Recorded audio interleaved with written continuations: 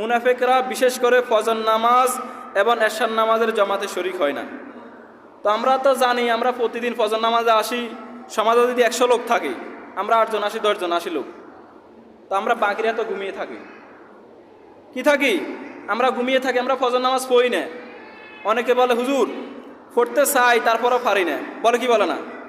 যারা পড়তে চায় তারপরও পারে না, তার মানে তার ভিতরে এত বেশি নেফাকি, এত বেশি মুনাফিকি ভরে গেছে, এখন সে চাইলেও কি পারে না।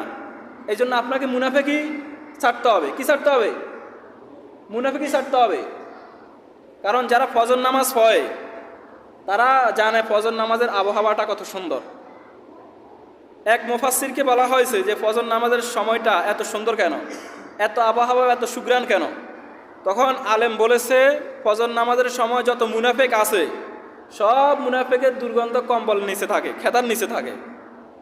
এই জন্য তাদের দুর্গন্ধ বের হয় না, তখন আল্লাহওয়ালারা বের হয়। এই জন্য আল্লাহওয়ালাদের আনাগোনা, আল্লাহওয়ালাদের বরকত আল্লাহ রাব্বুল আলামিন ফজরের আবহাওয়াটা আল্লাহ রাব্বুল আলামিন সুন্দর করে দেন। সুবহানাল্লাহ বলুন।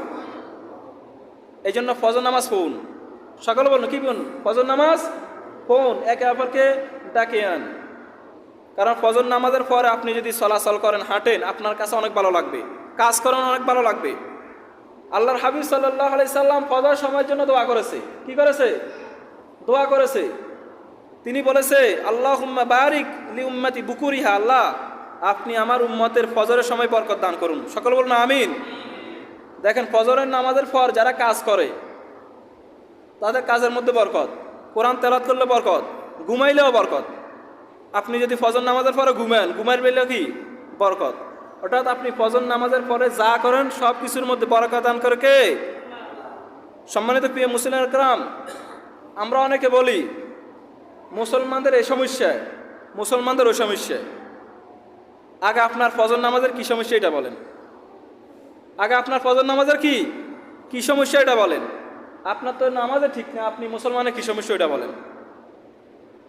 এক মুফাসসির বলেছে যে এই দিন জুমার নামাজের যে দৃশ্যটা, অর্থাৎ আমাদের এই মসজিদে জুমার নামাজে যে মসজিদে মুসল্লি মোটামুটি ভরে যায়, ফজর নামাজে যদি মুসল্লি ভরে যাবে যেই দিন থেকে ফজর নামাজের মুসল্লি আর জুমার নামাজের মুসল্লি এক হবে, সমান সমান হবে, ওই দিন কায়েম এমনি হয়ে যাবে।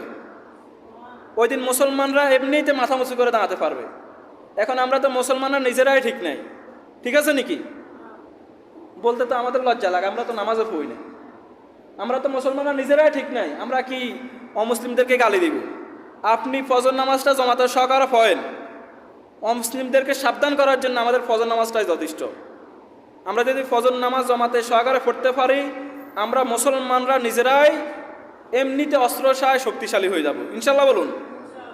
এই জন্য মুনাফিক টাইপের লোক যাদের ভিতরে নেফাকি আছে, তারা ফজর নামাজ এবং এশার নামাজ পড়তে পারে না।